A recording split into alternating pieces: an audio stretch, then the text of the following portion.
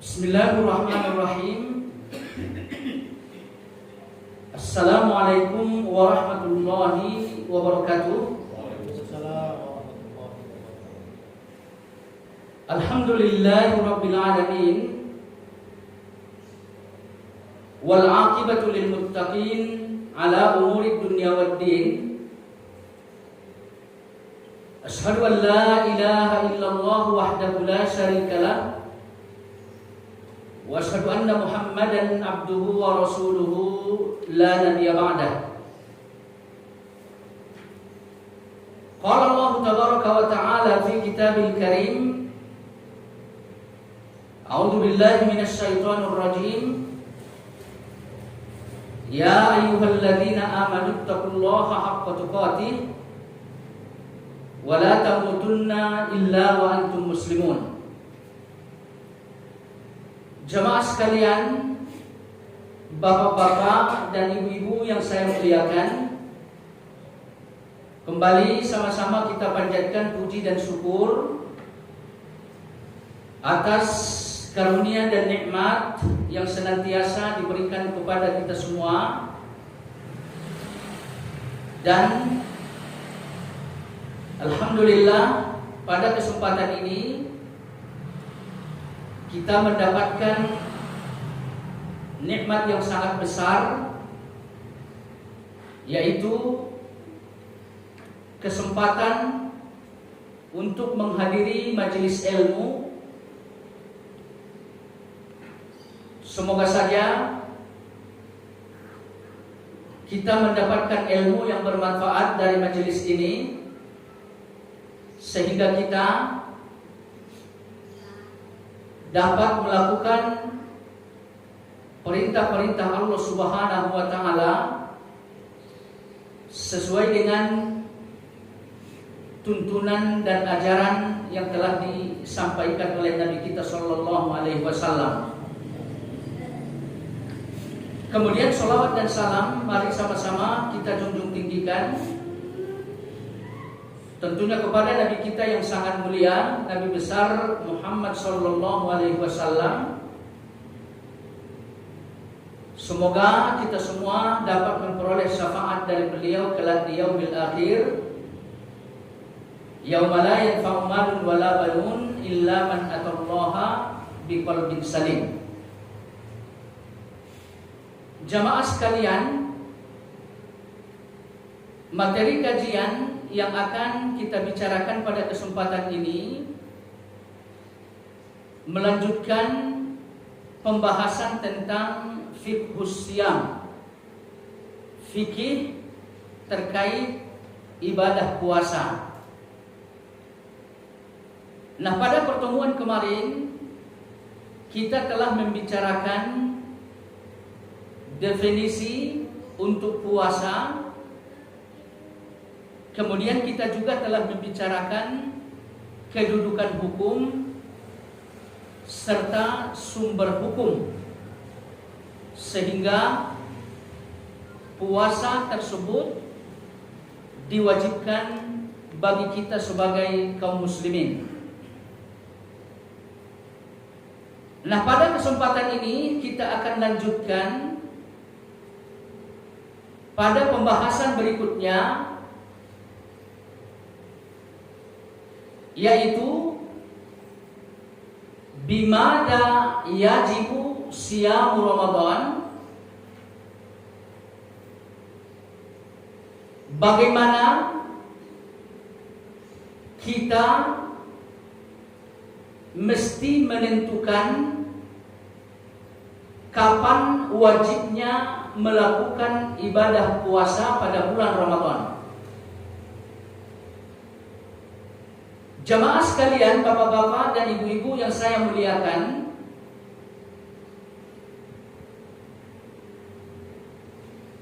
diwajibkan bagi kita untuk melakukan ibadah puasa pada bulan Ramadan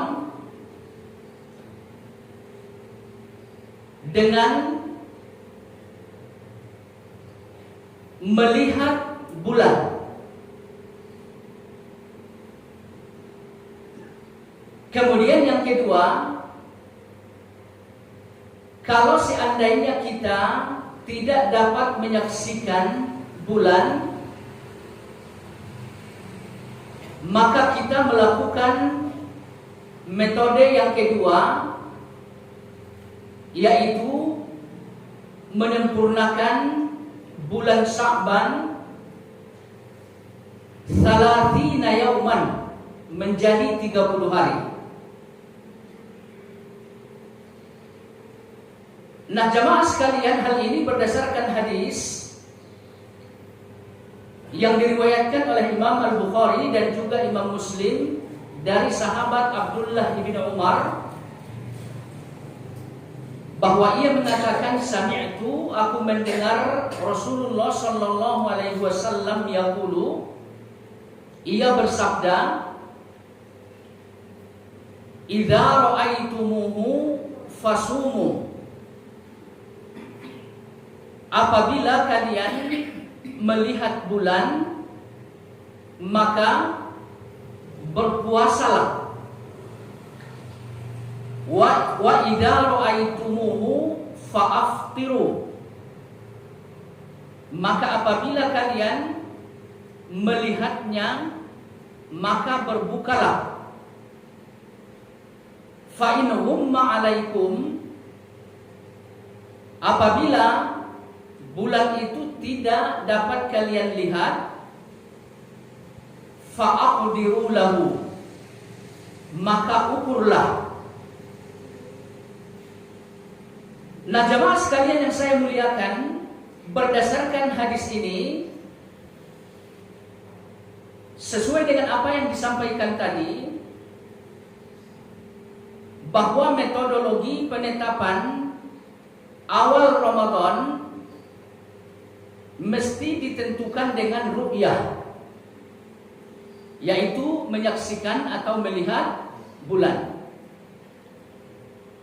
Karena Nabi kita mengatakan, idza ra'aitumuhu fasumu, apabila kalian telah melihat bulan tersebut maka lakukanlah puasa pada bulan Ramadan. Kemudian selanjutnya, apabila bulan itu tidak dapat disaksikan, maka kita mesti beranjak menuju metode yang kedua. Kata Nabi sallallahu alaihi wasallam, fa'aqdiru lahu, maka ukurlah atau hitunglah. Nah, jemaah sekalian, di dalam hadis ini Nabi menyebutkan atau memerintahkan kita untuk menghitung. Disinilah terjadi perbedaan pendapat di kalangan kaum muslimin, terkhusus umat Islam yang ada di Indonesia. Sebagian mereka menafsirkan fa'aqdiru lahu dengan hisab. Kemudian sebagian mereka menafsirkan atau memaknai fa'aqdiru lahu dengan menyempurnakan Sya'ban menjadi 30 hari. Nah, sekarang persoalannya jamaah sekalian yang saya muliakan, mana yang paling kuat untuk metode yang kedua ini, antara hisab dengan ru'yah? Sesungguhnya yang paling kuat adalah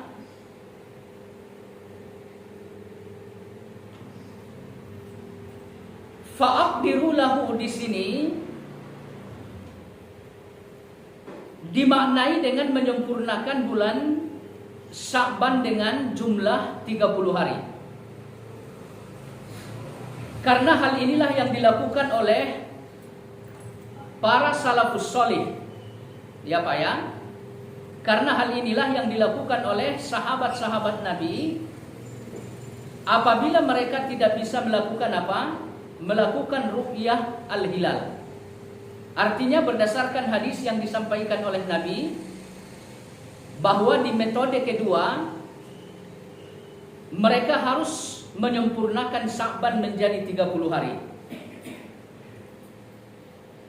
Adapun metode hisab ini sama sekali belum dikenal di masa-masa awal Islam.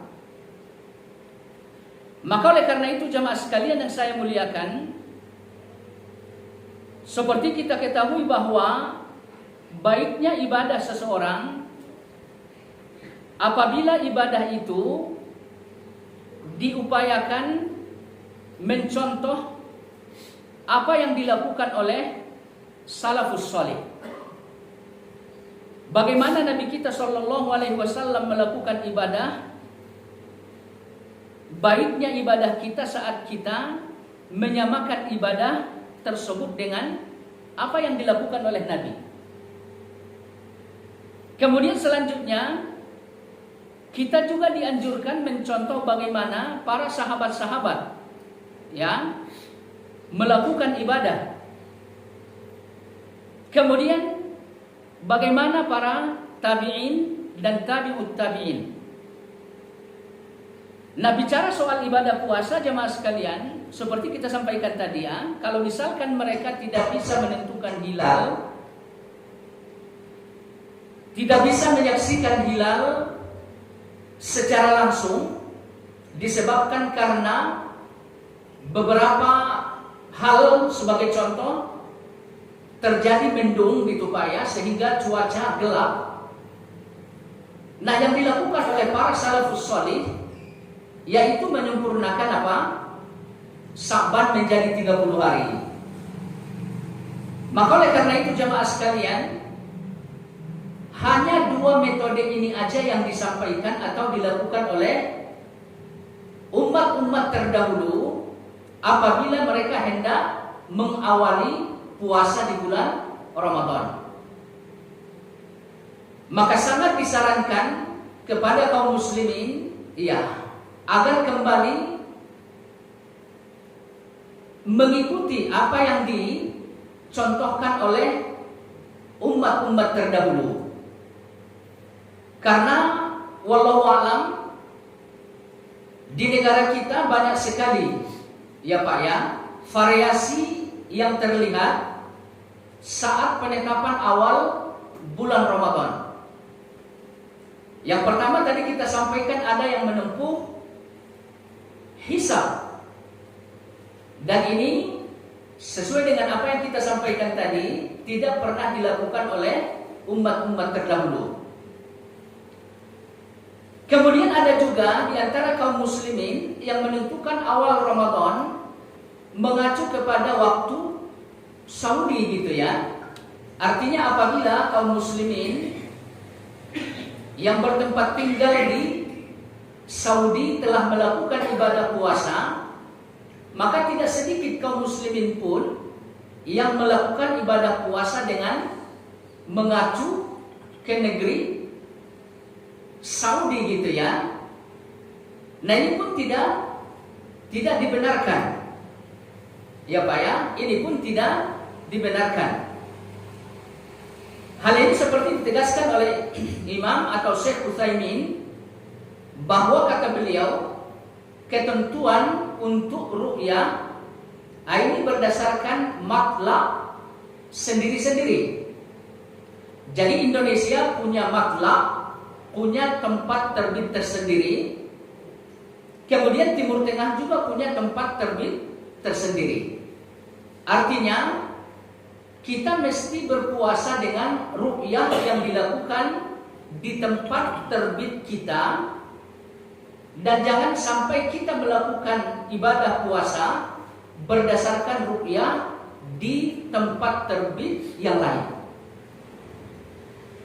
Nah, jemaah sekalian yang saya muliakan, inilah keadaan kaum muslimin di negeri kita Pak ya.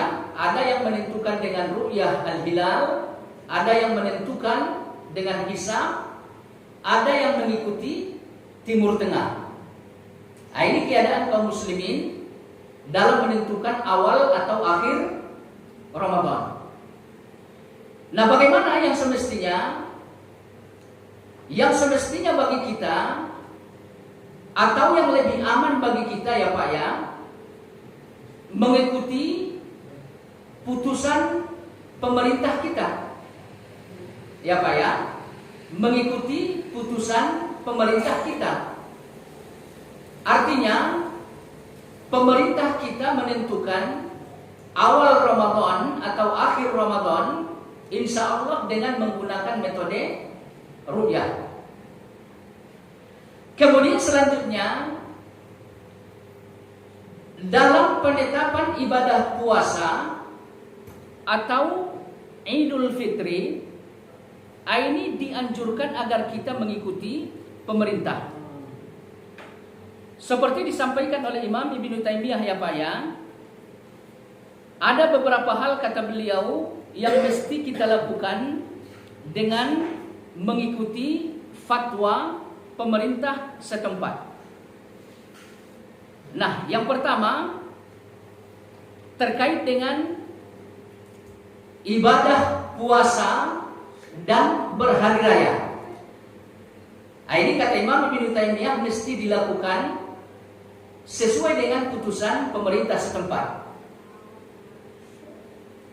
Kemudian yang kedua, termasuk persoalan yang mesti kita lakukan harus mengikuti fatwa pemerintah adalah persoalan jihad. Ya Pak ya. Jadi wallahu a'lam, jihad pun gak bisa dilakukan dengan mengikuti ormas atau organisasi tertentu gitu Pak. Nggak boleh. Jadi jihad itu wajib atau tidaknya bagi kita mesti mengacu kepada fatwa pemerintah setempat. Jadi terkait pembahasan kita sekarang, bagian dari hal yang mesti mengikuti pemerintah seperti fatwa yang disampaikan oleh Ibnu Taimiyah adalah ketentuan awal Ramadan dan ketentuan kapan kita mesti berhari raya.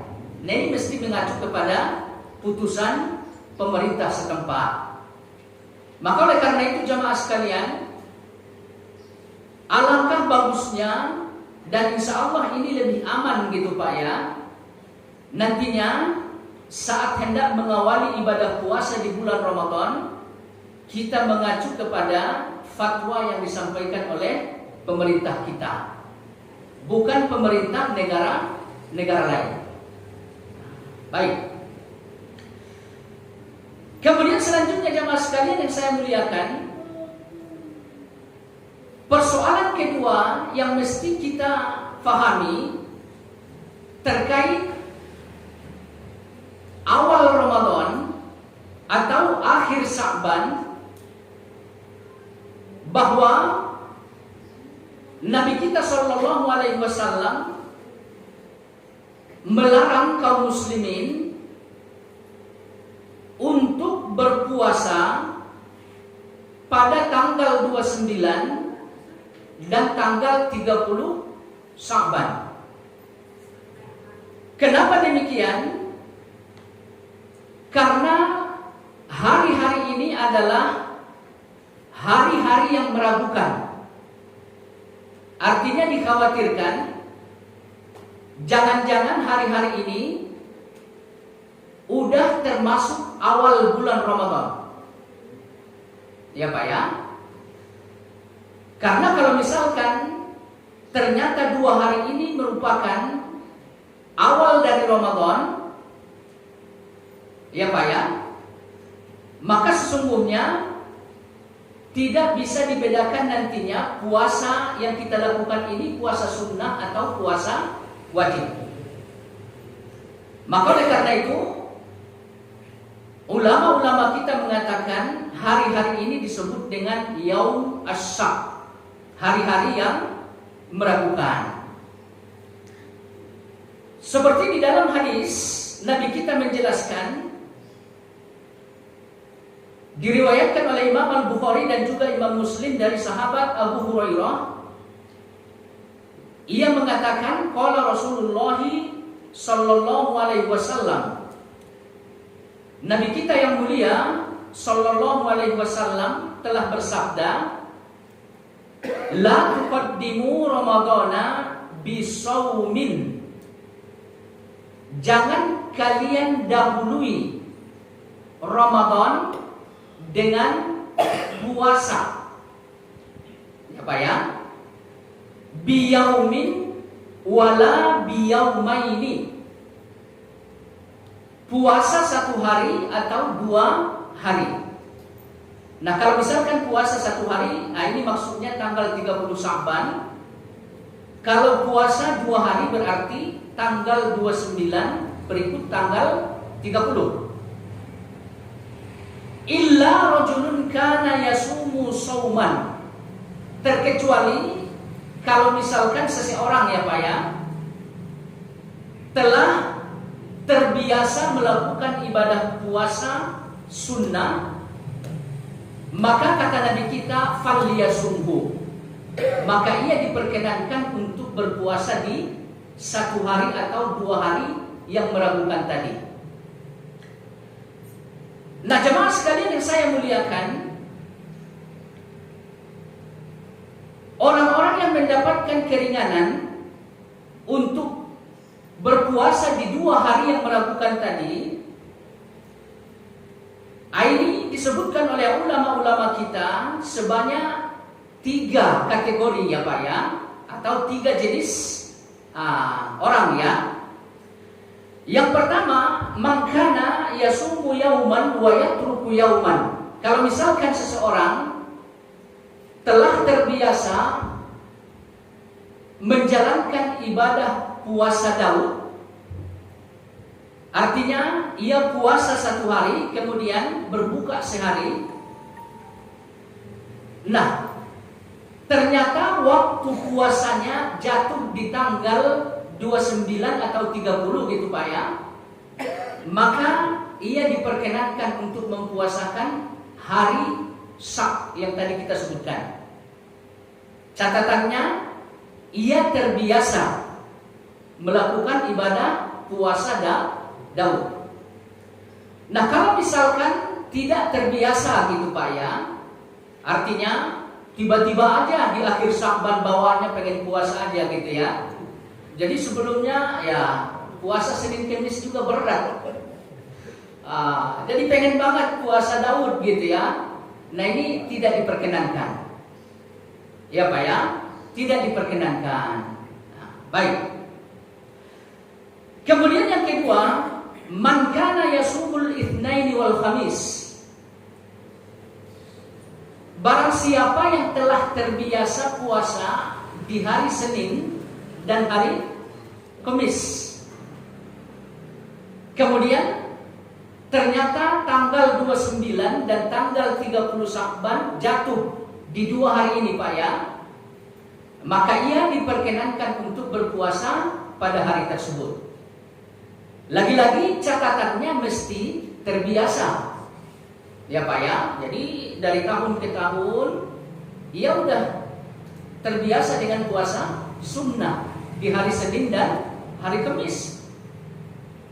Lalu ternyata di tanggal 29 atau tanggal 30 Pak ya, nih jatuh pada 2 hari yang tadi kita sebutkan, maka ia diperkenankan untuk mempuasakan hari tersebut. Kemudian yang ketiga, man baqiya alaihi qada'u syai'in min Ramadan. Kalau seandainya kita punya hutang puasa pada bulan Ramadan sebelumnya gitu Pak ya, nah ternyata belum ada kesempatan untuk mengqadha ya Pak ya, belum ada kesempatan untuk mengqadha. Nah ternyata puasa qadha terhadap Ramadan yang lalu hanya bisa kita lakukan di 2 hari di akhir bulan Sya'ban seperti yang kita sampaikan tadi gitu Pak ya.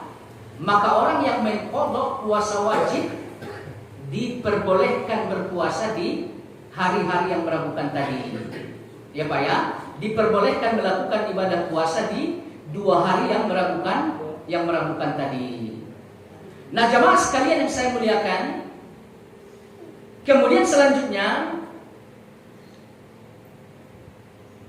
Yang perlu kita perhatikan di sini ya Pak ya, yang perlu kita perhatikan di sini bahwa kebiasaan dalam melakukan amal saleh ini sangat dihormati oleh agama kita. Ya Pak ya. Jadi apabila Bapak terbiasa melakukan ibadah, itu akan mendapatkan hal-hal yang sifatnya keistimewaan di dalam agama Islam. Ya sebagai contoh yang tadi kita sampaikan Pak ya, pada dasarnya dilarang berpuasa di tanggal 29 dan tanggal 30 Syaban. Cuman karena Bapak terbiasa melakukan ibadah puasa sunnah, karena terbiasa sehingga Bapak diperkenankan. Jadi walau alam, contoh lain misalkan, kalau misalkan Bapak telah terbiasa melakukan sholat tahajud gitu Pak ya. Jadi Bapak tuh saban malam udah terbiasa melakukan sholat tahajud. Tiba-tiba di satu malam Bapak nggak bisa bangun, gitu ya. Artinya nggak sholat lah, nggak qiyamul lail gitu Pak ya. Nah karena Bapak sudah terbiasa di waktu-waktu sebelumnya, maka ulama-ulama kita mengatakan di saat malam kita nggak bisa berqiyamul lail, itu pahala dicatat seperti orang yang melakukan qiyamul lail. Jadi ini apa namanya? Apresiasi gitu Pak ya, kedudukan yang istimewa diberikan oleh agama kita terhadap orang-orang yang biasa melakukan amal-amal soleh. Maka oleh karena itu jemaah sekalian yang saya muliakan, perlu diperhatikan ya Pak ya, perlu diperhatikan. Soalnya persoalan ini adalah persoalan yang bisa saja terjadi dalam kehidupan kita. Artinya, kalau seandainya kita telah terbiasa melakukan kebaikan-kebaikan, ya Pak ya, kebaikan apapun, lalu apabila kita ditimpa udzur, ya, ditimpa udzur sehingga kebaikan yang udah biasa kita lakukan, insya Allah akan dicatat tetap seperti orang yang melaksanakan. Nah ini maksud atau penafsiran ayat yang disampaikan oleh Allah Subhanahu wa taala di dalam Al-Qur'an, bahwa sesungguhnya manusia di surat At-Tin kalau nggak salah Pak ya, walaqad khalaqnal insana fi ahsani taqwim thumma radadnahu asfala safilin. Jadi manusia kata Allah ya, manusia kata Allah diciptakan dengan penciptaan yang sangat sempurna. Akan tetapi manusia dengan kesempurnaan yang ada bisa saja nantinya akan direndahkan oleh Allah di tempat yang paling hina. Jadi manusia yang mulia bisa saja menjadi hina gitu Pak ya. Terkecuali illal ladzina amanu wa 'amilus sholihat. Ya. Terkecuali orang-orang yang telah beriman kepada Allah dan telah melakukan amal-amal saleh. Nah ini Pak, iman ini dijaga dengan baik gitu loh. Dengan cara apa? Membiasakan diri melakukan amal-amal saleh. Jadi membiasakan diri gitu Pak ya, nggak hanya sesekali aja gitu, enggak. Jadi rutin melakukan apa? Amal-amal saleh. Apa kata Allah Subhanahu wa taala? Falahum ajrun ghairu mamnun. Orang-orang seperti ini akan mendapatkan ganjaran pahala yang tidak akan putus-putus. Ya Pak ya.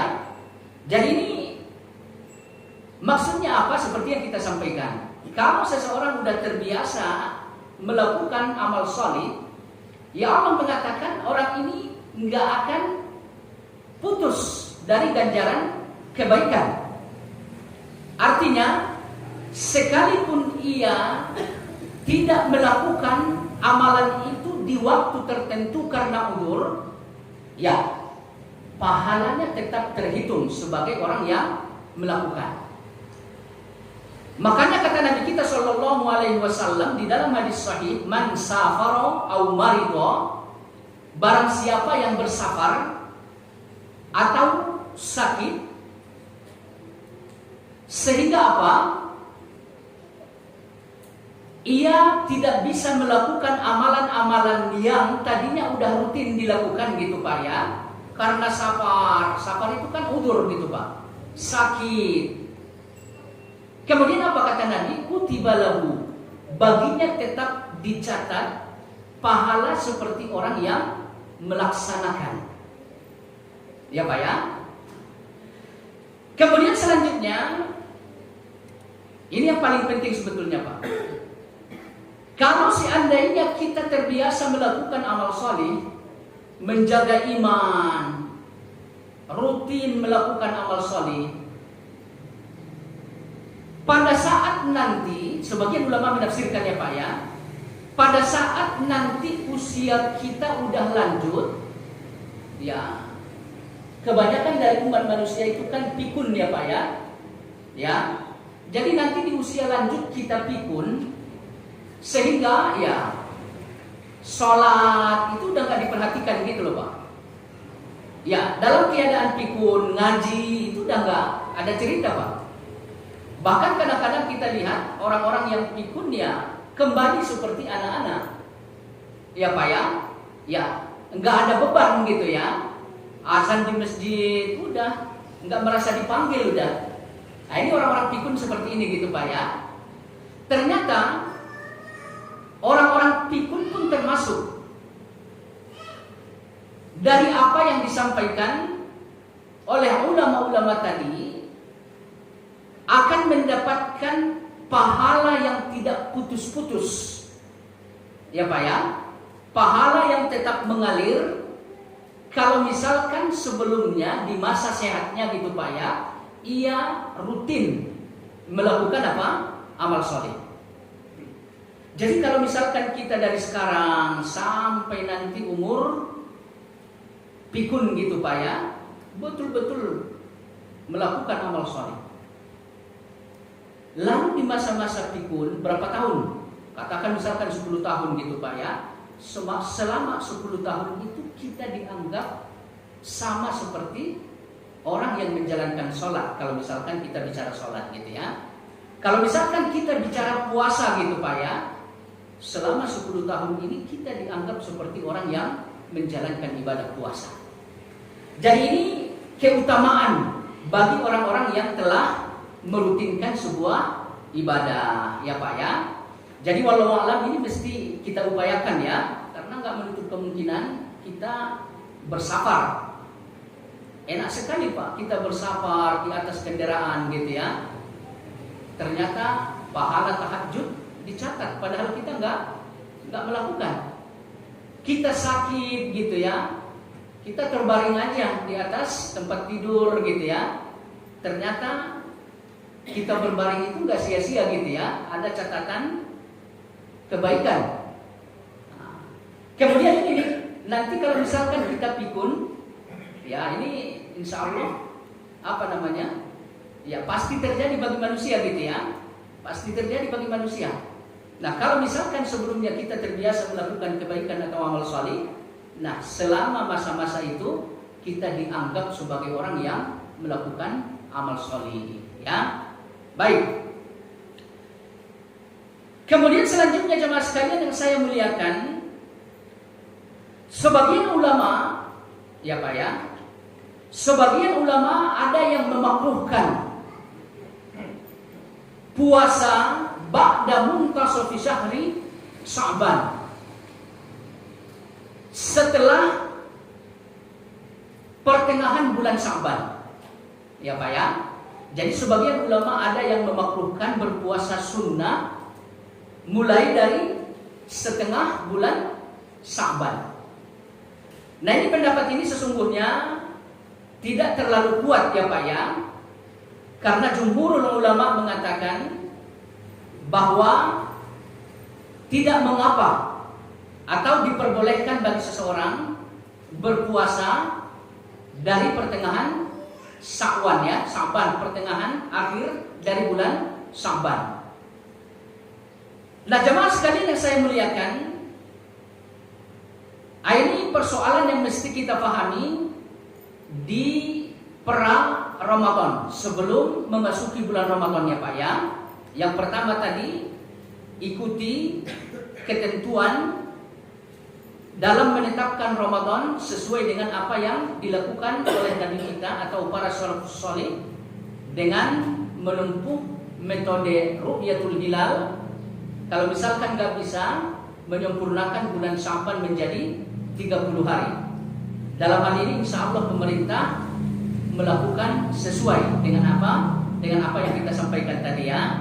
Maka alangkah bagusnya kita mengikuti pemerintah kita dalam mengawali bulan Ramadan dan mengawali Idul Fitri, ya.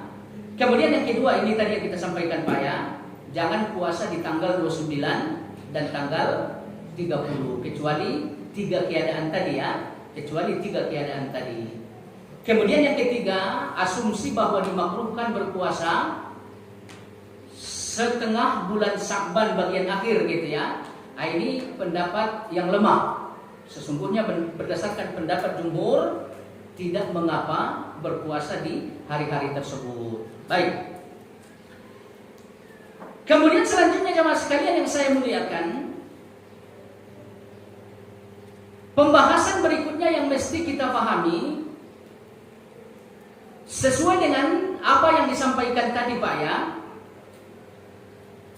bahwa kaum muslimin hendaknya melakukan ibadah apapun, dalam masalah ini ibadah puasa, sesuai dengan apa yang dilakukan oleh Nabi kita Shallallahu Alaihi Wasallam, ya Pak ya, sesuai dengan apa yang dicontohkan oleh beliau. Nah, dalam persoalan ibadah puasa pada bulan Ramadan, ada banyak hal yang mesti kita pelajari Pak ya, terkait pelaksanaan ibadah puasa Nabi kita Shallallahu Alaihi Wasallam. Yang pertama, kita mesti mempelajari bagaimana beliau bersahur, ya Pak ya. Jadi bicara soal sahur, ini kita upayakan mencontoh sahur yang dilakukan oleh Nabi kita Shallallahu Alaihi Wasallam. Kenapa demikian? Ya, karena kualitas ibadah kita sangat bergantung kepada dua hal Pak. Yang pertama, kualitas ibadah kita itu bergantung kepada sejauh mana ibadah itu kita lakukan seperti yang dilakukan oleh Nabi. Ini yang pertama Pak. Ya, kalau seandainya ibadah kita dalam hal ini ibadah puasa nggak ada mirip-miripnya dengan ibadah Nabi, dengan puasa Nabi, katakan misalkan sahur tadi gitu ya, ya nilainya pun nggak akan maksimal, kualitasnya pun nggak akan bagus, ya Pak ya. Kemudian yang kedua, kualitas ibadah berkaitan dengan keikhlasan, ya Pak ya. Sekalipun kita melakukan ibadah, katakan puasa gitu Pak ya, betul-betul mencontoh puasa Nabi gitu, tapi niatnya tidak ikhlas, tetap aja gitu Pak ya, tetap aja ibadah semacam ini gak akan ada kualitasnya. Jadi dua hal ini mesti kita perhatikan Pak ya, cara pelaksanaannya mengacu kepada Nabi kita Shallallahu Alaihi Wasallam.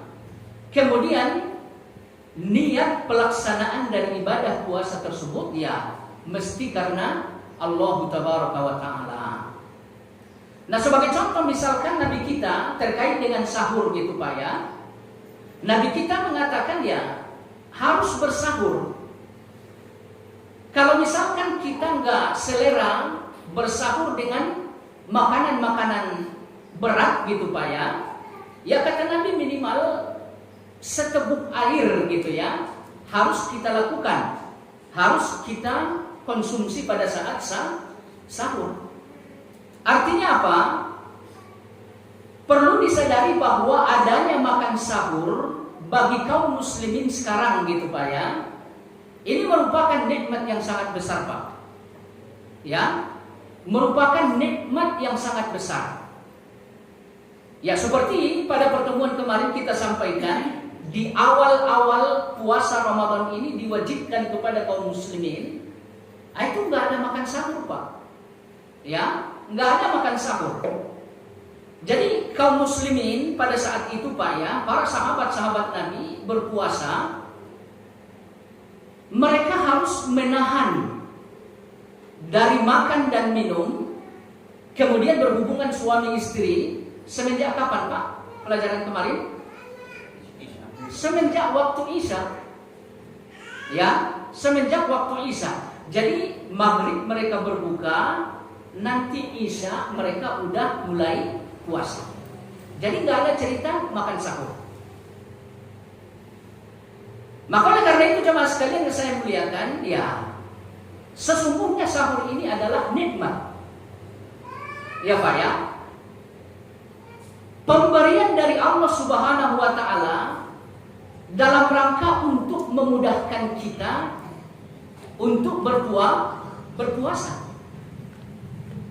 Coba misalkan kalau puasa sekarang sama dengan puasa yang tadi kita sampaikan, ya kemungkinan besar akan banyak yang sakit dari kita gitu loh Pak. Dan kemungkinan besar ya kita nggak bakal bisa melakukan aktivitas di siang hari. Karena terbukti seorang sahabat dengan keadaan puasa seperti yang tadi kita sampaikan ya, seorang sahabat ya jatuh pingsan. Kenapa? Karena ia nggak sempat untuk berbuka. Waktu maghrib dia datang pulang ke rumah. Dia tanya sama istrinya, kamu punya bukaan nggak? Nggak ada. Kemudian istrinya minta izin untuk keluar dari apa? Bukaan. Tak tahu istrinya kembali bawa bukaan ini, suaminya udah ketiduran. Ya udah, nggak bisa lagi buka puasa Pak. Puasa 2 hari berturut-turut. Ya udah besokannya pingsan. Jadi akan ada kesulitan yang banyak gitu Pak. Ya kalau misalkan puasa kita sama seperti puasa di awal-awal tahun diwajibkan.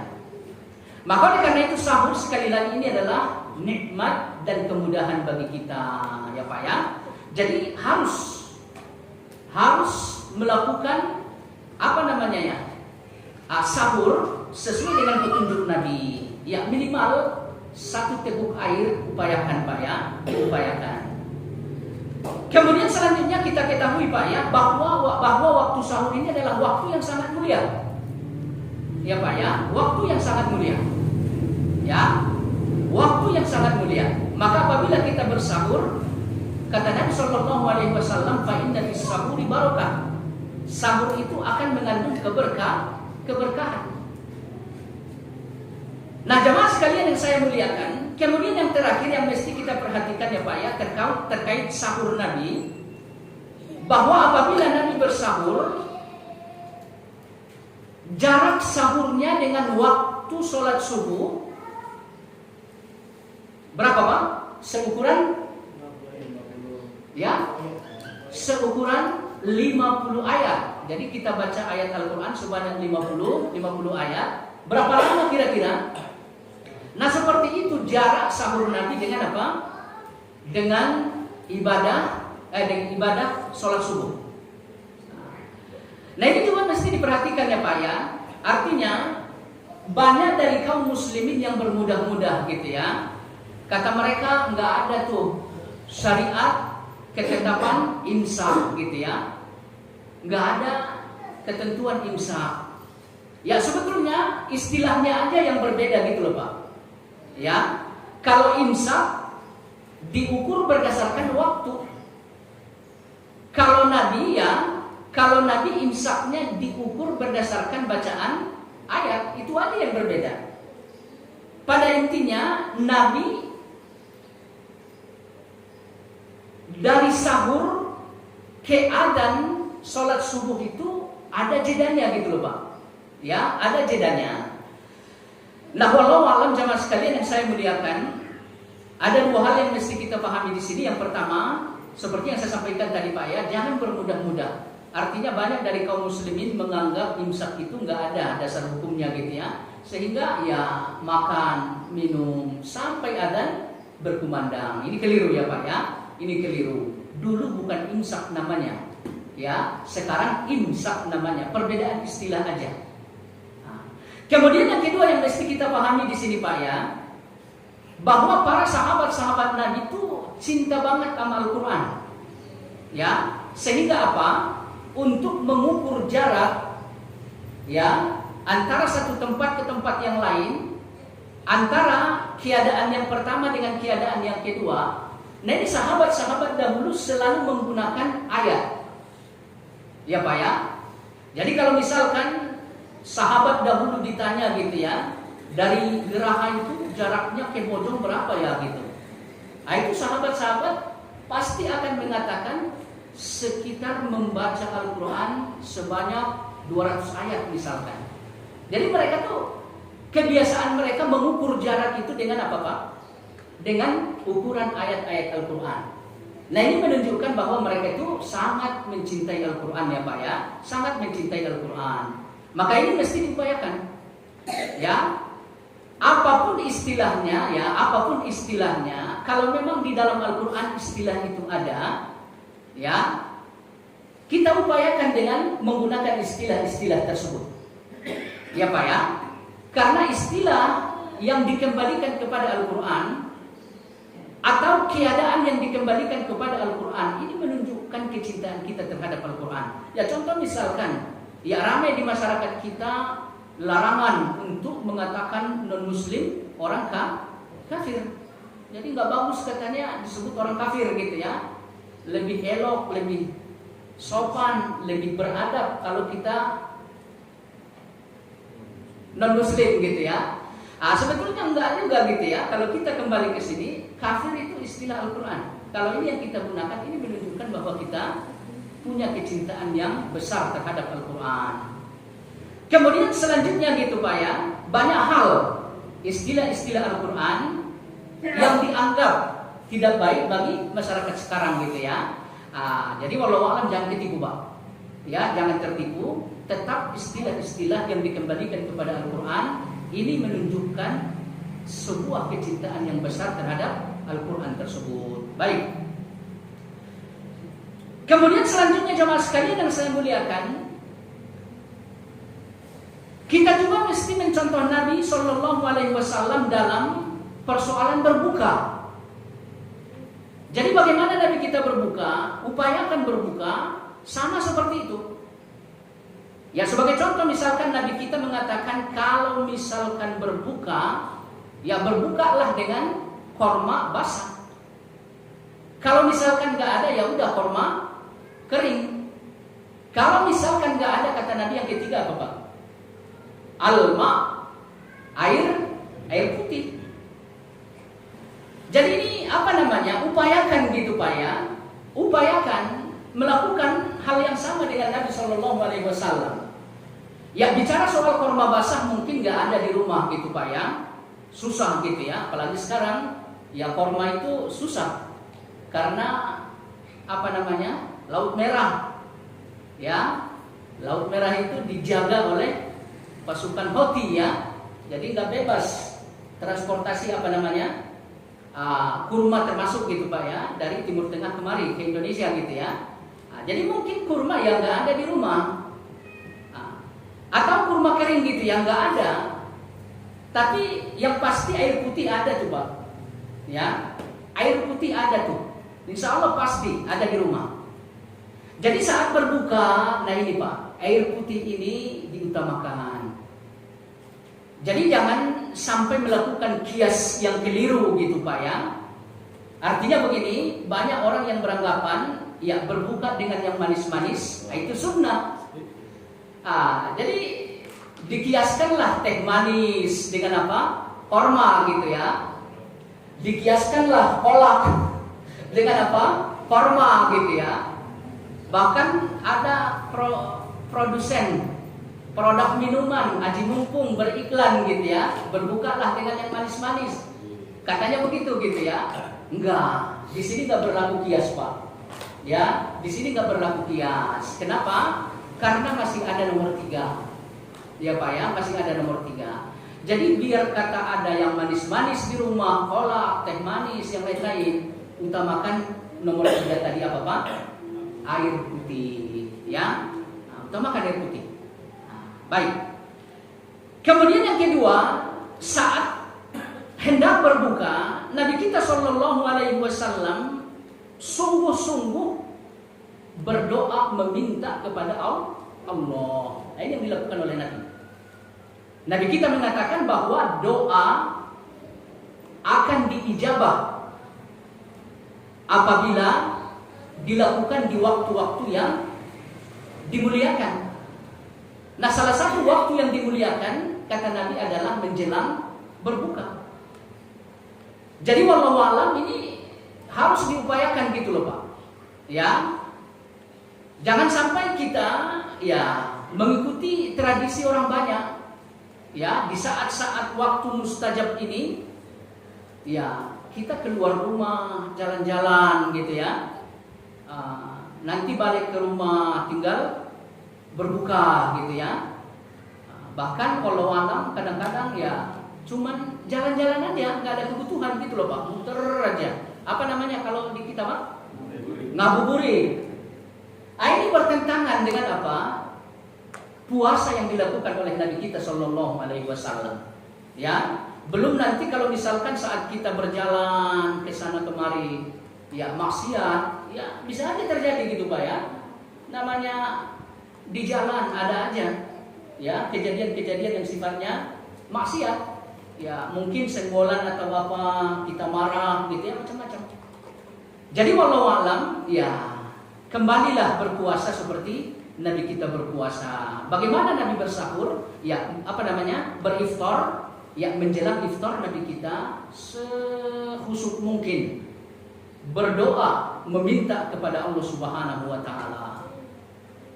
Jamaah sekalian yang saya muliakan, kemudian berdoa di waktu menjelang berbuka, inilah yang disampaikan oleh Allah di dalam Al-Quran. Wa idza sa'alaka ibadi anni fa inni qarib ujibu da'watad da'i idza da'an falyastajibu li wal yu'minu bi la'allahum yarshudun. Ayat ini disampaikan oleh Allah setelah selesai membicarakan ibadah puasa. Ya Pak ya. Jadi Allah di ayat sebelumnya bicara soal puasa bagaimana, pelaksanaannya seperti apa. Nah, itu dibicarakan oleh Allah. Selesai Allah mengatakan apa? Agar kita berdoa kepadanya karena ia sangat dekat dengan kita. Ya Pak ya. Maka oleh karena itu ya, sesuai dengan apa yang dilakukan oleh Nabi kita, pengamalan untuk ayat yang tadi ya, Nabi berdoa di menjelang berbuka. Ya Pak ya.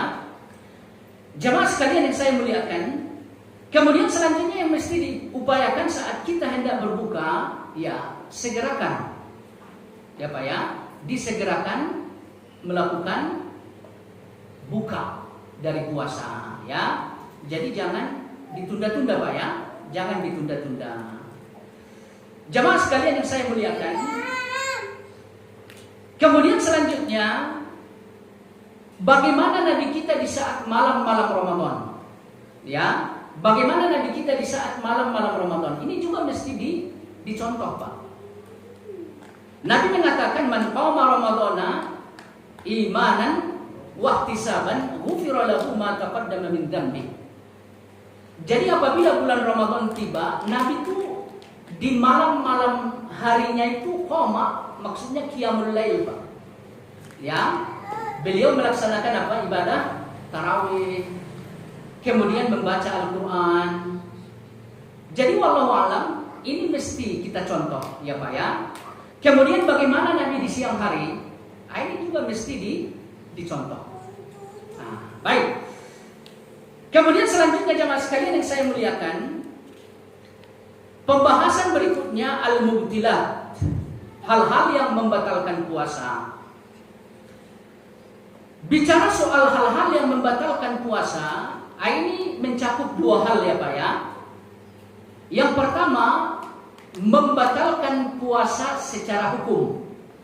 Artinya kalau hal ini kita lakukan, puasa kita tuh rusak, nggak sah, mesti diganti pada saat kita nanti selesai dari bulan Ramadan. Nah, hal-hal yang membatalkan puasa secara hukum ya sesuai dengan definisi yang kita sampaikan kemarin ya Pak ya. Yang pertama apa Pak? Makan. Jadi setelah bersahur, waktu fajar terbit, kita nggak boleh lagi makan Pak. Ya, sampai nanti waktu maghrib. Kemudian yang kedua, minum. Ya Pak ya, nggak boleh tuh. Mulai dari waktu fajar terbit sampai matahari tenggelam. Kemudian yang ketiga, berhubungan suami istri, nggak boleh Pak. Ya, nggak boleh. Jadi kalau misalkan tiga hal ini dilakukan, ya konsekuensinya puasanya mesti diganti di waktu-waktu yang lain. Kemudian yang kedua, bicara soal mubtilat, hal-hal yang membatalkan puasa, kita mesti menjaga diri dari hal-hal yang membatalkan pahala dari puasa tersebut. Ya Pak ya. Jadi ada hal-hal ya, apabila kita lakukan, hal ini akan membatalkan pahala dari puasa kita. Bicara soal puasanya ya sah gitu loh Pak ya. Bapak nggak perlu mengganti di waktu yang lain. Nah, persoalan kedua yaitu yang membatalkan puasa terkait dengan ajar pahalanya. Nah ini kita hanya dapat haus dan lapar, itu aja Pak. Ya. Seperti dijelaskan di dalam hadis, Nabi kita mengatakan, kam min sha'imin laisa lahu min siyamihi illal atasu wal ju'. Banyak sekali kata Nabi orang yang berpuasa tapi ia nggak dapat hasil apa-apa, maksudnya nggak dapat pahala gitu Pak ya. Yang ia dapatkan hanya apa? Lapar dan haus. Nah ini mesti menjadi perhatian kita semua jemaah sekalian, karena hadis ini diawali oleh Nabi dengan kam, berapa banyak. Artinya kebanyakan dari orang yang berpuasa terjebak di persoalan yang tadi kita sampaikan Pak ya, hanya sedikit ya yang bisa menjaga puasanya sehingga bisa membuahkan pahala yang besar, hanya sedikit Pak. Jadi kebanyakan kaum muslimin berpuasa hanya puasa secara hukum aja. Adapun secara ajar puasanya dapat pahala atau tidak, nah ini kebanyakan kaum muslimin nggak berhasil melakukan atau menjaga hal ini Pak. Ya sebagai contoh misalkan Pak ya, apabila kita sedang dalam keadaan berpuasa, ya Nabi melarang apa Pak? Ghibah. Nabi melarang dusta. Nabi melarang perkataan-perkataan yang kotor. Ya Pak ya, ini mesti dijaga Pak. Ya, jadi selama proses puasa kita lakukan, ini omongan-omongan kita harus dijaga. Kemudian yang kedua, Nabi juga melarang seseorang melakukan sesuatu yang buruk pada saat ia sedang puasa. Artinya bisa bicara sehingga gitu ya, tapi perbuatannya ya sesuatu yang dilarang. Ya contoh misalkan gitu ya, lagi puasa, ada tanda tangan gelap gitu ya, udah main tanda tangan aja gitu loh. Nah ini perbuatan gitu Pak ya, perbuatan. Nah ini kalau dilakukan, ya udah bahaya. Puasanya nanti dikhawatirkan tidak akan membuahkan pahala yang besar di sisi Allah Subhanahu wa taala. Kemudian termasuk juga ya menghindar dari hal-hal yang sia-sia. Ya Pak ya, menghindar dari hal yang sia-sia. Nah ini juga mesti dijaga Pak. Mesti dihindari. Karena banyak dari kaum muslimin karena nggak kuat lapar gitu ya, nyari pelarian. Apa yang yang dilakukan ya udah melakukan aktivitas yang sia-sia gitu ya. Ya contoh misalkan ibu-ibu di rumah ya dari apa Pak? Dari fajar sampai maghrib TV nggak mati-mati. Nah, itu bahaya itu. Ya, bahaya itu. Jadi walau alam jamaah sekalian terkait dengan hal-hal yang membatalkan ya, ini yang paling penting ya Pak ya. Bicara soal tidak makan, tidak minum, tidak berhubungan suami istri, insya Allah kita semua bisa itu. Tapi bicara menjaga puasa ini agar membuahkan pahala yang besar di sisi Allah, ini kata Nabi banyak yang tidak bisa, banyak yang tidak sanggup. Ya, baik. Kemudian pembahasan terakhir jamaah sekalian yang saya muliakan terkait fadilah, ya, terkait fadilah. Kenapa kita mesti mempelajari fadilah-fadilah yang terkandung di dalam ibadah puasa terkhusus puasa di bulan Ramadan? Nah ini kata ulama-ulama kita tujuannya supaya kita termotivasi. Ya Pak ya, supaya kita termotivasi. Karena ya nggak dapat dipungkiri bahwa ibadah puasa ini adalah ibadah yang sangat sulit. Ya, ibadah yang sangat sulit. Nah kemarin alasannya kenapa ibadah puasa ini sesuatu yang sulit udah kita sampaikan Pak ya. Jadi intinya puasa ini adalah ibadah yang sangat sulit, bertentangan dengan alamiah kita sebagai manusia. Ya. Nah, kalau misalkan kita memiliki motivasi yang kuat, ya insya Allah sesuatu yang sulit akan berubah menjadi mudah. Sesuatu yang pahit bahkan gitu Pak ya, bisa berubah menjadi manis. Nah ini puasa sulit ya, insya Allah akan berubah menjadi mudah kalau Bapak mengetahui ilmu terkait apa? Balasan-balasan yang terkandung yang akan diberikan oleh Allah kepada orang-orang yang melaksanakannya gitu ya. Ya, tidak makan, tidak minum, berat itu Pak. Ya, tapi kalau Bapak tahu apa balasan yang Allah janjikan gitu ya, insya Allah Bapak akan kuat melakukan ibadah puasa tersebut. Nah, bicara soal fadilah banyak sekali Pak ya, banyak sekali hadis-hadis yang telah disampaikan oleh Nabi kita. Yang paling utama bahwa kata Nabi, puasa di bulan Ramadan akan menjadi sebab sehingga dosa-dosa kita di waktu-waktu yang lalu akan diampuni oleh Allah Subhanahu wa taala. Ini yang paling utama. Ya, mendapatkan pengampunan terhadap dosa. Jamaah sekalian yang saya muliakan, seperti kita ketahui, bagi orang-orang beriman tidak ada yang ditakuti terkecuali dosa. Ini aja Pak, orang-orang beriman itu takut, dan yang mereka takuti, ini nih, yang paling ditakuti adalah dosa. Nah jamaah sekalian yang saya muliakan, kalau seandainya Allah mengampuni dosa tersebut, ya, disebabkan karena kita melakukan ibadah puasa di bulan Ramadan, ini fadilah yang sangat besar. Ya, fadilah yang sangat besar.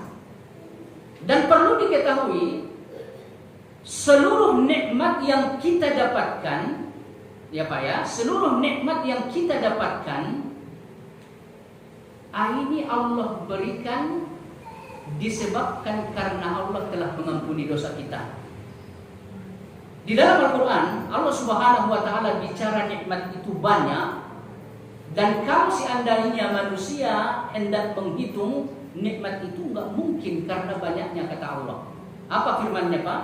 Allah mengatakan wa in ta'uddu ni'matallahi la tuhsuha. Ayat yang sama diulang oleh Allah, ya, ayat yang sama diulang oleh Allah di surat yang lain. Kata Allah apa? Wa in ta'uddu ni'matallahi la tuhsuha. Jadi ayat yang sama bagian awalnya sama. Ini ada dua ayat, ya Pak ya. Wa in ta'uddu ni'matallahi la tuhsuha, ada dua ayat di dalam Al-Qur'an. Cuman akhiran dari ayat ini berbeda Pak. Yang pertama, wa in ta'uddu nikmatallahi la tuhsuha. Ini diakhiri oleh Allah.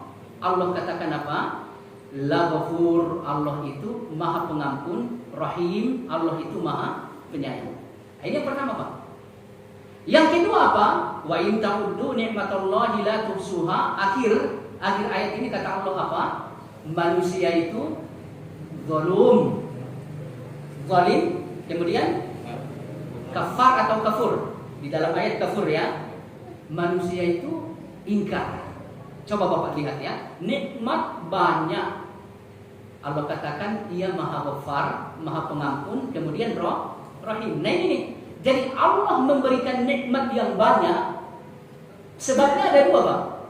Karena Allah Maha Pengampun, karena Allah Maha Penyayang. Jadi dua ini aja yang menjadi pintu nikmat bagi manusia, Pak. Ya, coba Bapak bayangkan kalau misalkan Allah enggak mengampuni dosa kita, lalu setiap kali kita berdosa satu nikmat dicabut. Kira-kira habis nggak itu nikmat, Pak? Seharian aja habis, Pak. Maksiat sekali, Allah langsung cabut. Hilangkan matanya misalkan, butakan matanya misalkan. Manusia itu nggak tahu diri, Pak. Selang 5 menit bakal kejadian lagi itu maksiat. Ya, mungkin selang 5 menit enggak, ya selang setengah jam pasti terjadi lagi itu maksiat. Udah, cabut lagi, cabut. Hilangkan pendengarannya misalkan. Jadi kalau Allah nggak Maha Pengampun terhadap dosa-dosa kita, lalu misalkan Allah jadikan konsekuensi dosa itu nikmat dicabut, kita tuh nggak bakal tenang, Pak, nggak bakal punya nikmat, Pak. Jadi Allah memberikan nikmat, ini nih pintunya salah satunya, Pak ya, karena Allah mengampuni dosa kita. Kita maksiat kepada Allah, nggak apa-apa saya ampuni, tetap saya berikan kepadanya apa? Nikmat.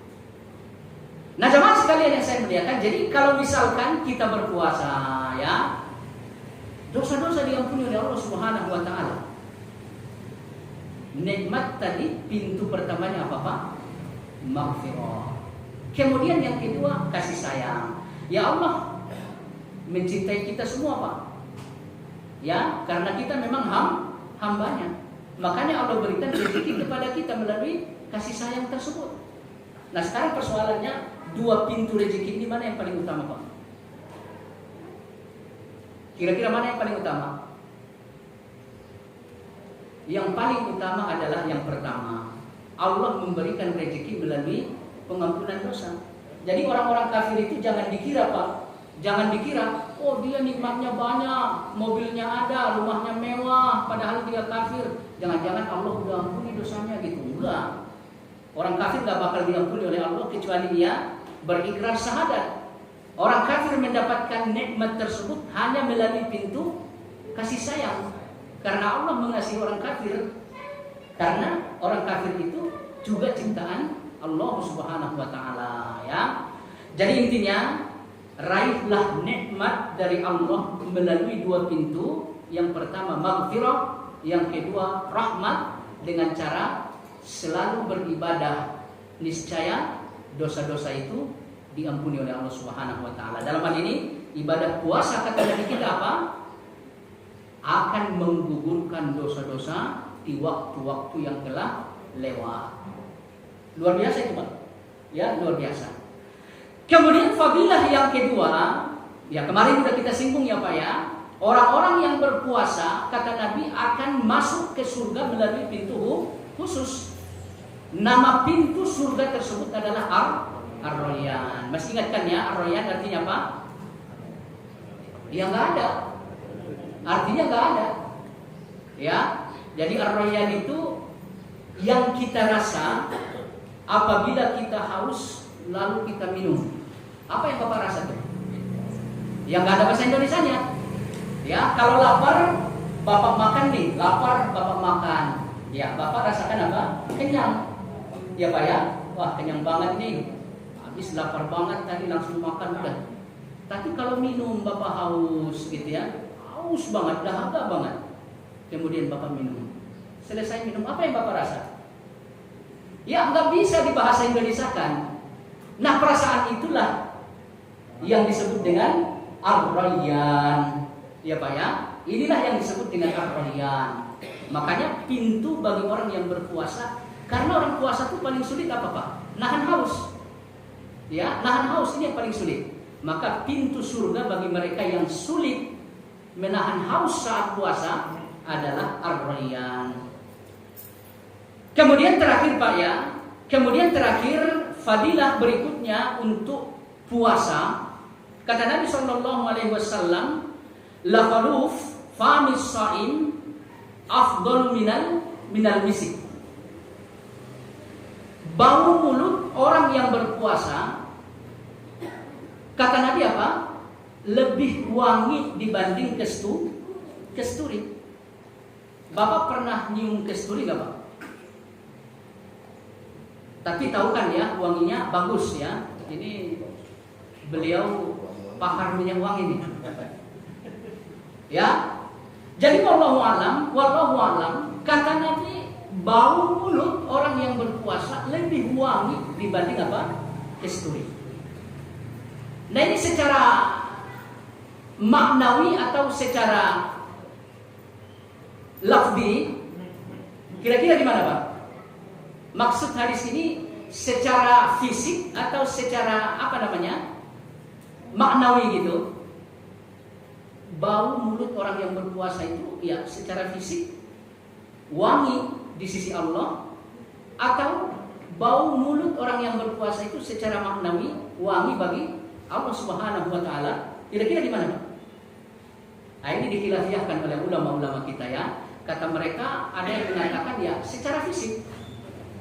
Kemudian sebagian yang lain mengatakan secara maknawi. Akan tetapi pada intinya Pak, ya, pada intinya di dalam hadis sahih Nabi kita SAW bercerita ya Pak ya, bercerita tentang munajat Nabi Musa alaihissalam. Nabi Musa saat hendak mendapatkan Taurat, ia terlebih dahulu diperintahkan oleh Allah untuk munajat di Bukit Tursina selama berapa hari Pak? 40 hari.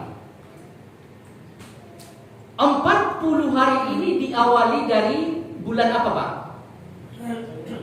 Nah, saya sebutkan akhirnya aja Pak ya. 10 akhir dari 40 hari tersebut adalah 10 pertama dari Dzulhijjah. Ya Pak ya. Jadi munajat Nabi Musa 10 terakhir dari 40 hari, ini 10 awal dari Dzulhijjah. Berarti 30 pertama bulan apa Pak? Dzulqa'dah. Ya Pak ya. Jadi Nabi Musa selama 40 hari, 1 bulan Dzulqa'dah itu ditambah 10 awal Dzulhijjah, ia menolak untuk berbicara dengan Nabi Musa karena mulutnya telah dibersihkan dari bau puasa. Ya Pak ya. Jadi karena Nabi Musa sudah menghilangkan bau mulutnya dengan bersiwak, ya Allah nggak jadi ngajak Nabi Musa bicara. Ya, Allah menolak bicara dengan Nabi Musa. Lalu Allah perintahkan, wahai Musa, puasa lagi 10 hari. Kemudian ditambah sama Nabi Musa 10 hari di awal Dzulhijjah. Selesai 10 hari, Nabi Musa tidak lagi membersihkan mulutnya. Lalu kemudian Allah pun ngajak Nabi Musa bicara, lalu Allah pun memberikan Taurat kepadanya. Jadi Bapak lihat di dalam hadis ini Pak, ya, Allah menolak bicara dengan Nabi Musa. Karena apa? Karena bau mulutnya udah dibersihin. Coba lihat Pak, kalau kita sekarang gitu ya, orang menolak bicara sama kita gara-gara bau mulut. Nah ini nih kekhususan orang yang berpuasa Pak ya, kekhususan orang yang berpuasa. Allah baru mau bicara sama Nabi Musa, sehingga Nabi Musa dijuluki dengan Kalimullah. Ya Pak ya, kan julukan Nabi Musa Kalimullah, satu-satunya Nabi yang berbicara. Jadi ini keistimewaan Nabi Musa, diajak oleh Allah bicara. Ternyata Allah mengajak dia bicara, sebabnya apa? Gara-gara dia punya bau mulut disebabkan karena puasa. Jadi wallahu a'lam jamaah sekalian, ya kalau kita lihat dari hadis ini, misalkan Bapak pengen diajak bicara sama Allah gitu ya harus mengkondisikan diri dalam keadaan berpuasa. Karena ya bau mulut itu bukan dari apa namanya ya Pak ya? Ya bukan dari hal-hal yang lain, karena perut kita kosong aja itu. Ya, jadi Allah sangat cinta itu Pak. Sampai-sampai ya Musa diajak bicara gara-gara hal itu. Ya Pak ya. Nah, ini fadilah yang ketiga Pak ya. Allah mencintai bau mulut orang yang berpuasa melebihi dari apa namanya? Minyak kasturi gitu ya. Nah, baik. Kemudian selanjutnya Nabi kita Shallallahu Alaihi Wasallam mengatakan bahwa puasa kita itu milik Allah. Kata Allah Subhanahu Wa Taala, as-saumu li wa ana ajzi bihi. Puasa itu milikku dan aku sendiri yang akan memberikan balasan terhadap puasa itu. Nah jemaah sekalian, Syekh Utsaimin ya Pak ya menjelaskan sebuah hadis terkait kepemilikan Allah terhadap puasa tersebut ya Pak ya. Cuman beliau mengatakan hadis ini hadis dhaif. Hanya saja Syekh Utsaimin mengatakan maknanya sahih. Hadisnya dhaif tapi maknanya sahih. Kalau dipadankan dengan dalil-dalil yang lain. Apa itu? Kata Syekh Utsaimin, nanti pada saat dihisab, perhisaban kita itu ada dua fase ya Pak ya. Pertama hisab hablum minallah. Ini yang sering kita dengar dengan mizan. Ditimbang sholat kita, kemudian puasa kita gitu ya, ditimbang. Nah, selesai dari fase hablum minallah, ada hisab yang kedua, yaitu hablum minan nas. Nah, di sini manusia itu diadili oleh manusia yang lain, Pak. Caranya bagaimana? Kalau seandainya di dunia ini kita melakukan kezaliman terhadap seseorang gitu Pak ya. Nah ini nih, orang yang kita zalimi pada saat itu berhak untuk mengadili kita, protes ya atas kejahatan yang kita lakukan kepadanya. Dia minta keadilan kepada Allah. Dan kita ketahui bahwa di sana nggak ada cerita harta benda Pak. Kalau di sini mungkin kita lakukan kejahatan terhadap orang lain, dia protes, dia minta diadili oleh negara misalkan, ya udah kita kasih harta, insya Allah aman. Di sana nggak ada cerita harta Pak. Yang ada hanya pahala. Yang ada hanya dosa. Ya udah, orang yang kita zalimi apabila ia nanti meminta keadilan kepada Allah, maka ia dipersilahkan untuk meminta pahala kita. Diambil itu Pak. Jalan lagi, baru 1 meter gitu ya, ketemu lagi sama orang yang pernah dizalimi di dunia. Jalan lagi, udah habis, tekor, bangkrut. Nah, ini dikatakan Nabi di dalam hadis apa Pak? Muflis. Artinya pahala sebelumnya menggunung, tiba di ujung habis, dibagi-bagi sama orang. Nah ini kata Syekh Utsaimin, terkecuali ibadah puasa. Ya Pak ya. Jadi kalau ibadah puasa itu milik Allah, sehingga pahalanya pun enggak dikasih oleh Allah untuk dieksekusi orang-orang yang pernah kita zalimi Pak. Nah kalau misalkan enggak ada lagi pahala yang lain, satu-satunya hanya pahala puasa, lalu masih ada aja orang yang kita zalimi gitu ya. Penjelasan dari Syekh Utsaimin, Allah tetap menyimpan pahala puasa tersebut. Lalu bagaimana dengan orang yang meminta keadilan tadi? Kata beliau, Allah akan menampakkan gambar sebuah istana di surga. Artinya apa? Allah menyogok orang yang minta keadilan tadi dengan tawaran istana di surga. Allah akan mengatakan, kamu milih pahala puasa orang ini tetap untukmu, atau memilih surga ini, istana ini di surga. Kira-kira mana yang dipilih Pak? Ya istana, itu kan udah pasti. Kalau pahala ya belum tentu nanti. Ujungnya masih panjang kan begitu Pak ya. Bisa aja ada masalah nanti. Tapi kalau udah istana di surga, insya Allah ini udah pasti. Nah ini fadilah yang ketiga gitu Pak ya. Jadi wallahu alam, Allah akan menyimpan pahala puasa kita ya. Sebetulnya masih banyak Pak ya fadilah-fadilah terkait dengan ibadah puasa. Insya Allah ada berapa tadi Pak? 4 ya? 4 cukup lah ya, menjadi motivasi bagi kita sehingga nantinya ibadah puasa di Ramadan ini berubah menjadi sesuatu yang mudah bagi kita, sesuatu yang manis saat dijalankan. Jadi manisnya jangan cuma hanya saat berbuka aja gitu ya. Jadi mulai dari sahur, di sepanjang siang juga kita merasa nikmat dengan puasa tersebut ya Pak ya. Kalau manisnya hanya di saat berbuka, anak-anak kecil juga senang banget gitu. Ya. Anak-anak kecil juga senang banget gitu ya. Jadi jangan samalah puasa kita dengan puasa anak kecil gitu ya. Baik, sampai di sini Pak yang bisa disampaikan. Ada pertanyaan satu aja. Terkait dengan siwak tadi. Terkait apa Pak? Siwak ya. Kita sekolah itu kan berwudu kita. Iya. Pada saat kita mau sholat kita duduk itu termasuk. Bismillahirrahmanirrahim. Ibadah-ibadah yang terkait dengan wudu, mulai dari kumur-kumur atau memasukkan air ke hidung gitu Pak ya. Ini pada saat puasa kata Nabi jangan dilakukan dengan apa namanya ya, dalam banget gitu loh Pak. Ya, jangan terlalu ke dalam. Karena ini akan mempengaruhi puasa ya Pak ya. Jadi tetap harus dilakukan karena ini ibadah tersendiri ya Pak ya. Cuman jangan dalam-dalam. Itu aja saat memasukkan air ke hidung. Jangan sampai berasa gimana gitu Pak ya. Jadi sekedar di zahirnya aja.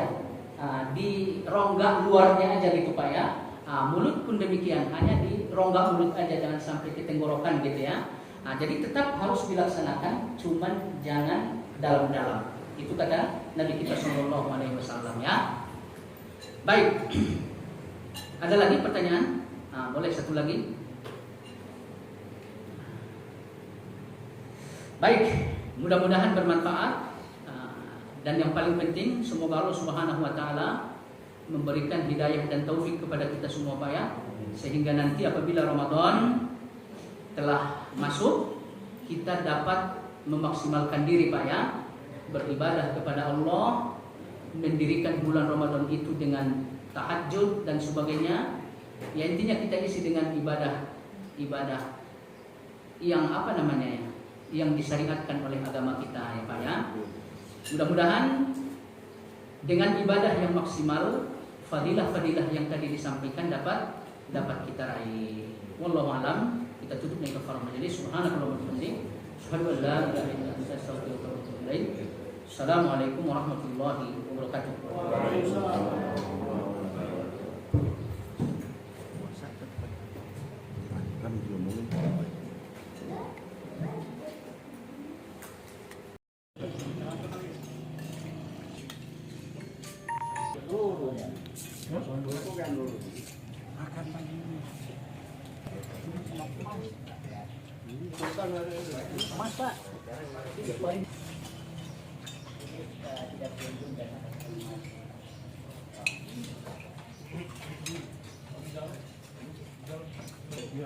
Jamaah kan mau lanjut apa enggak? Kan ada jamaah banyak nih.